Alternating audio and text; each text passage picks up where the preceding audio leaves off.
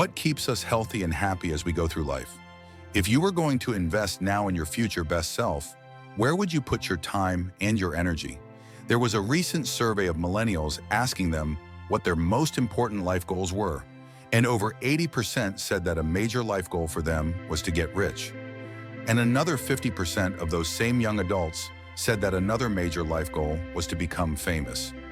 And we're constantly told to lean into work, to push harder and achieve more. We're given the impression that these are the things that we need to go after in order to have a good life. Pictures of entire lives, of the choices that people make and how those choices work out for them. Those pictures are almost impossible to get. Most of what we know about human life, we know from asking people to remember the past. And as we know, hindsight is anything but 20/20. We forget vast amounts of what happens to us in life, and sometimes memory is downright creative. But what if we could watch entire lives as they unfold through time? What if we could study people from the time that they were teenagers all the way into old age to see what really keeps people happy and healthy? We did that. The Harvard study of adult development may be the longest study of adult life that's ever been done. For 75 years, we've tracked the lives of 724 men, year after year, asking about their work, their home lives, their health, and of course, asking all along the way without knowing how their life stories were going to turn out. Studies like this are exceedingly rare. Almost all projects of this kind fall apart within a decade because too many people drop out of the study, or funding for the research dries up, or the researchers get distracted, or they die and nobody moves the ball further down the field. But through a combination of luck and the persistence of several generations of researchers, this study has survived. About 60 of our original 724 men are still alive, still participating in the study, most of them in their 90s. And we are now beginning to study the more than 2,000 children of these men, and I'm the fourth director of the study. Since 1938, we've tracked the lives of two groups of men. The first group started in the study when they were sophomores at Harvard College. They all finished college during World War II, and then most went off to serve in the war. And the second group that we've followed was a group of boys from Boston's poorest neighborhoods.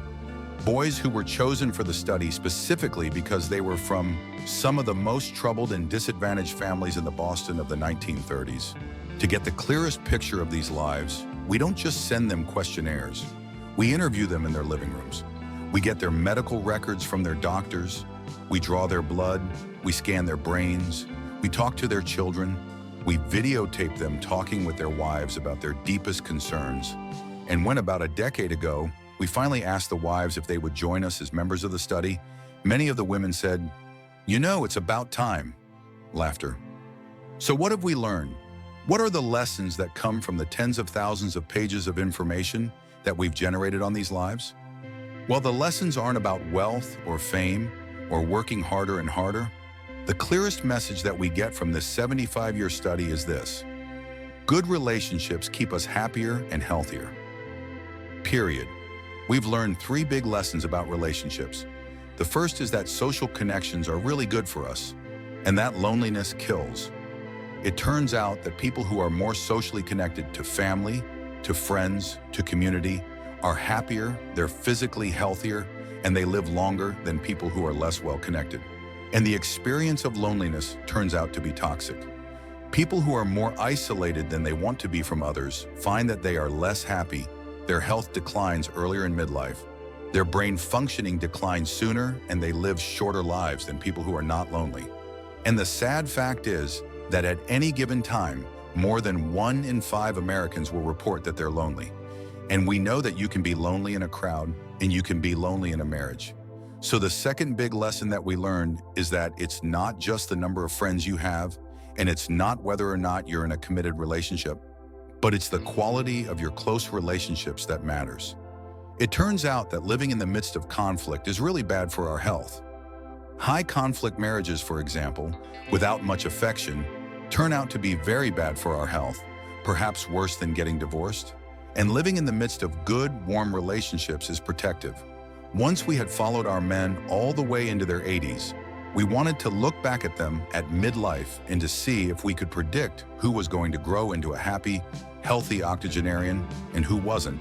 And when we gathered together everything we knew about them at age 50, it wasn't their middle-age cholesterol levels that predicted how they were going to grow old. It was how satisfied they were in their relationships. The people who were the most satisfied in their relationships at age 50 were the healthiest at age 80. And good, close relationships seem to buffer us from some of the slings and arrows of getting old. Our most happily partnered men and women reported in their 80s that on the days when they had more physical pain, their mood stayed just as happy. But the people who were in unhappy relationships, on the days when they reported more physical pain, it was magnified by more emotional pain. And the third big lesson that we learned about relationships and our health is that good relationships don't just protect our bodies, they protect our brains.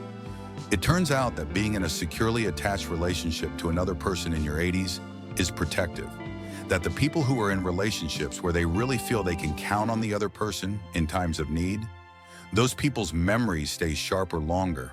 And the people in relationships where they feel they really can't count on the other one, those are the people who experience earlier memory decline. And those good relationships, they don't have to be smooth all the time. Some of our octogenarian couples could bicker with each other day in and day out. But as long as they felt that they could really count on the other when the going got tough, those arguments didn't take a toll on their memories.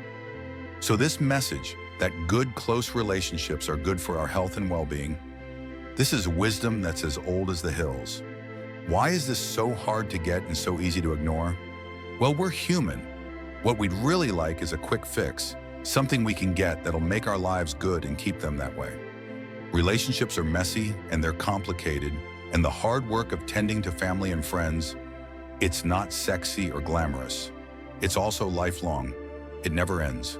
The people in our 75-year study who were the happiest in retirement were the people who had actively worked to replace workmates with new playmates. Just like the millennials in that recent survey, many of our men, when they were starting out as young adults, really believed that fame and wealth and high achievement were what they needed to go after to have a good life. But over and over these 75 years, our study has shown that the people who fared the best were the people who leaned into relationships with family, with friends, with community. So what about you? Let's say you're 25, or you're 40, or you're 60. What might leaning into relationships even look like? Well, the possibilities are practically endless. It might be something as simple as replacing screen time with people time, or livening up a stale relationship by doing something new together, long walks or date nights, or reaching out to that family member who you haven't spoken to in years. Because those all too common family feuds take a terrible toll on the people who hold the grudges. I'd like to close with a quote from Mark Twain. More than a century ago, he was looking back on his life, and he wrote this: "There isn't time, so brief is life, for bickerings, apologies, heartburnings, callings to account. There is only time for loving, and but an instant, so to speak, for that." The good life is built with good relationships. Thank you.